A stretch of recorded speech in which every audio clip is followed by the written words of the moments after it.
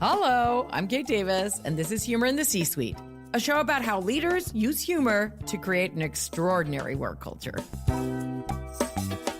Hi, everyone, and welcome to this week's episode of Humor in the C-Suite. I have our first episode of 2025. It's the end of January, so I hope you've had a great beginning to the year. I am just so grateful for all my guests from last year and how much they shared, how much they were vulnerable, all their insights about how they use humor to lead and to create these great, extraordinary work cultures through a diverse, so many different industries. You know, we had publishing, we had economics, we had construction, we had a firefighter, we had a race car driver, like so many. We had an ex cheerleader who's, coaching people now, like just so many incredible guests who shared their energy with me. So I thought this one episode's going to be a little different. I do not have a guest. It is just me. And I just really wanted to take the time to go over how many topics came up last year over and over and over again. So I thought I would talk about those a little bit and really get into one topic. And if this goes well, I might do this every once a month or once every couple months, a little bit of coaching and really practical things that you guys can take with you to lead your teams, or your communities or your families. We're all leaders to someone in our lives in different capacities. I'm not only a speaker, but I'm also a mom of three, and I also do a bunch of comedy. So we all diversify everywhere.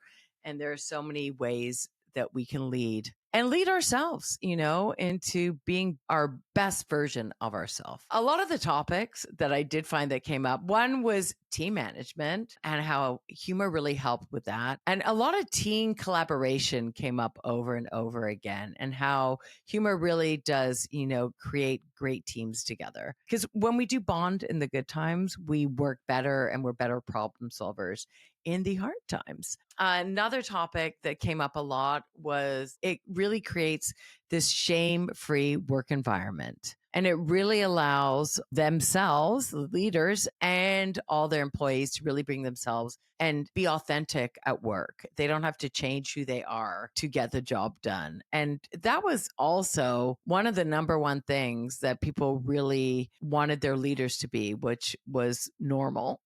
Guys, be normal, be yourselves. Okay. Another thing was really fostering openness and resilience. That topic came up quite a bit. Humor allows, or levity really allows us to spark creativity because it makes us more playful in our lives. And when we're playful, we're more curious, we're more adventurous, like we were when we were little guys. And it really allows that creative spark really lead to great innovative moments. And this I found really great. It really did build a bridge. Quite a few CC people were dealing with diverse cultures. Their businesses were global, and that they were dealing with different cultures within that, and how humor helped bridge those gaps. I had the episode with Danny Goldberg where he started his manufacturing business in China and how they really laughed and bonded over the food there and his experience with that. That was one example that really comes to mind. So really dealing with diverse cultures and how humor, as I just said, builds bridges, but also can be, taken the wrong way. So there is a risk in that. And I want to coach on how to really de-risk humor so that people can learn to trust it more. And speaking of trust, a lot of the leaders said it really did help build trust within their teams and within their workplaces when people feel like they could laugh at themselves, at each other, but never punching down. And evolving landscapes, things are changing. The world is going through so much. We can find those little moments of levity within our lives, whether it's at home or the workplace, can really help. But there are so many evolving landscapes for everyone right now. Evolving landscapes can also be your children growing. All of a sudden, your parents are fine and then they're aging parents and we're having to take care of them. So there's a lot of that. One of the strong ones that I really wanted to talk about was how all of them said that telling their personal stories was really powerful moments within their organizations. And that's what I really wanted to touch on today, the power of personal storytelling. And I really feel like this is one of the things that every guest had a moment within their organizations. So I really wanted to talk about the power of storytelling. We all know stories have a beginning, a middle, and an end. I think we all learned that in English class.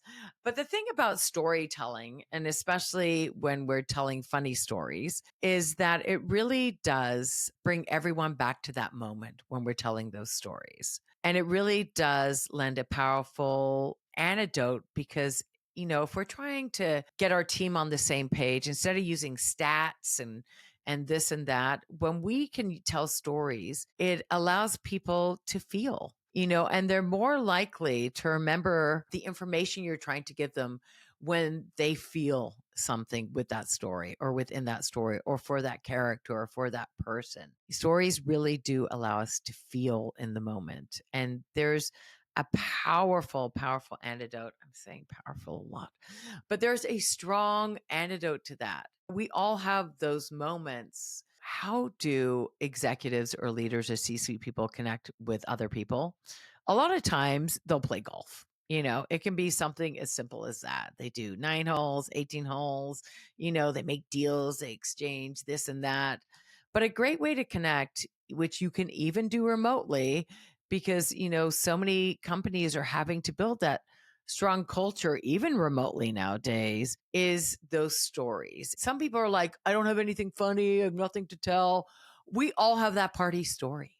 That story where you first walk into a place and you want to connect with people. We all have that one story we tell over and over and over again.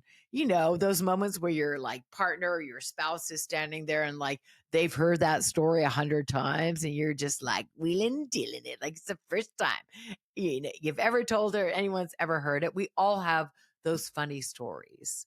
It really does help the person telling it because it brings them right back to that moment.